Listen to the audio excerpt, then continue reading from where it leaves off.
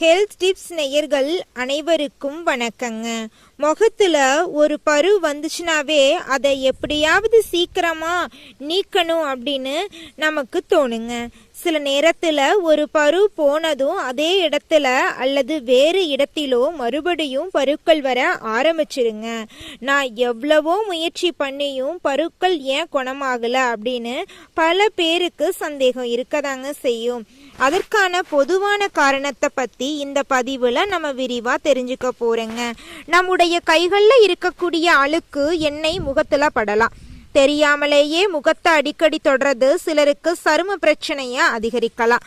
அதனால தேவையில்லாம முகத்தை தொடரத தவிர்ப்பது நல்லதுங்க. பரு வந்த உடனே அதை அழுத்தி உடைக்க முயற்சி செய்வது பலருக்கும் இருக்கும் பழக்கங்க. ஆனா இப்படி செய்யறதுனால அந்த இடத்துல அதிக எரிச்சல் ஏற்படலாம். மேலும் பரு ஆறிய பிறகு கரும்புள்ளி தழும்பு போன்ற பிரச்சனைகள் ஏற்பட வாய்ப்பு இருக்கு. எல்லாருடைய சருமமும் ஒரே மாதிரி இருக்காதுங்க. ஒருவருக்கு நன்றாக பொருந்தும் கிரீம் அல்லது காஸ்டியூமேட்டிக் இன்னொருவங்களுக்கு பொருந்தாம இருக்கலாம். குறிப்பா அதிக எண்ணெய் தன்மை கொண்ட அல்லது சருமத்தை எரிச்சலடைய செய்யும் பொருட்களை சிலருக்கு பிரச்சனை ஏற்படும். புதிய ஸ்கின் கேர் ப்ராடக்ட் பயன்படுத்த போனீங்கன்னா உங்க சருமத்துக்கு அது பொருந்துதாய் அப்படிங்கறத கவனிக்கிறது நல்லது. வியர்வை, எண்ணெய், தூசி போன்றவை முகத்தில் நீண்ட நேரம் இருக்கிறது சிலருக்கு பருக்கள் அதிகமாக தோன்றுவதற்கு காரணமாயிருக்கலாம். அதனால உங்க சருமத்துக்கு ஏற்ற மென்மையான கிளீன்சர் பயன்படுத்தி முகத்தை சுத்தமா வச்சிருக்கிறது உங்களுக்கு ரொம்பவும் நல்லது. ஆனா முகத்தை மீண்டும் மீண்டும் கடுமையா தேய்த்து கழுவக்கூடாதுங்க. முடிவுல பயன்படுத்தப்படும் சில எண்ணெய்கள் உங்களுடைய முகத்துக்கு ரொம்பவும் நல்லதுங்க. முடியில பயன்படுத்தக்கூடிய சில எண்ணெய்கள், கிரீம்கள், ப்ராடக்ட் எல்லாம் முகத்துல தோல்ல படும்போது சிலருக்கு பருக்கள் வந்து அதிகமாகலாங்க. குறிப்பா நெற்றி பகுதியில அடிக்கடி பருக்கள் வந்தா முடியில பயன்படுத்தும் பொருட்களும் ஒரு காரணமா இருக்கிறதா அப்படின்னு கவனிக்கிறது நல்லதுங்க. சிலருக்கு குறிப்பிட்ட உணவுகள் பருக்கள் அதிகப்படுத்துவதுடன் தொடர்பு இருக்கலாங்க. குறிப்பா அதிக சர்க்கரை உள்ள உணவுகளை அடிக்கடி எடுத்துக்கொள்றது சிலருடன் அக்னியுடன் தொடர்புடையதா இருக்கலாம். ஒரு குறிப்பிட்ட உணவை சாப்பிட்டாலே எல்லோருக்கும் பரு வரும் அப்படின்னு சொல்ல முடியாது.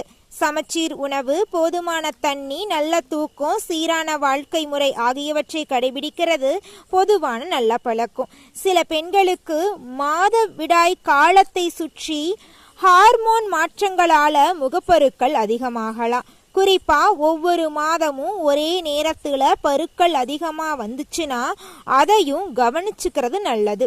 சிறிய அளவிலான பருக்கள் சில நேரங்கள்ல சரியான ஸ்கின் கேர் மூலமா கட்டுப்படலாம்.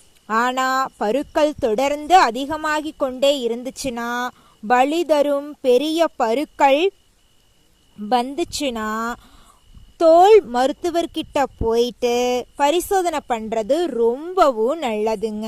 முக்கியமாக மற்றவங்க பயன்படுத்தக்கூடிய அக்னி கிரீம் மருந்தை நாமும் அப்படியே பயன்படுத்தக்கூடாதுங்க. மருத்துவர் உங்கள் சருமத்தை பார்த்து காரணத்தை கண்டுபிடிச்சு உங்களுக்கு ஏற்ற சிகிச்சையை பரிந்துரைப்பார். அந்த பொருட்களை வேணா முகத்துக்கு பயன்படுத்துங்க. நண்பர்களே, முகப்பரு வர்றது மட்டும் பெரிய பிரச்சனை கிடையாதுங்க.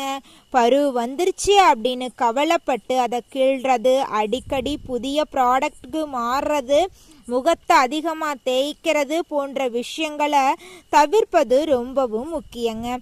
உங்க சருமத்தை கவனமா பார்த்துக்கோங்க. தொடர்ந்து பருக்கள் வந்துச்சுன்னா காரணத்தை தெரிந்து கொண்டு சரியான முறையில் சிகிச்சை பெறுங்க.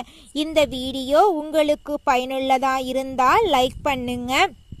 உங்கள் நண்பர்களுக்கும் உறவினர்களுக்கும் ஷேர் பண்ணுங்க. இதே மாதிரி ஆரோக்கியமான தகவலுக்கு நம்மளோட சேனலை சப்ஸ்கிரைப் பண்ண மறந்துடாதீங்க.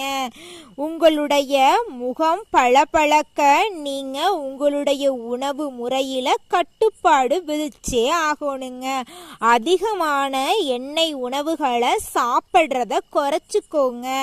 சத்தான உணவுகள் சாப்பிடுங்க. தினமும் தண்ணீர் 8 லிட்டருக்கு குறையாம குடிக்கிறது ரொம்பவும் நல்லதுங்க.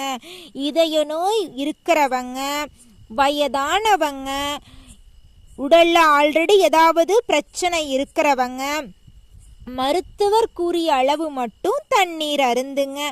அடுத்த வேறொரு பதிவுல வேறொரு ஹெல்த் டிப்ஸ்ல சந்திக்கலாம் நேயர்களே. நன்றி, வணக்கங்க.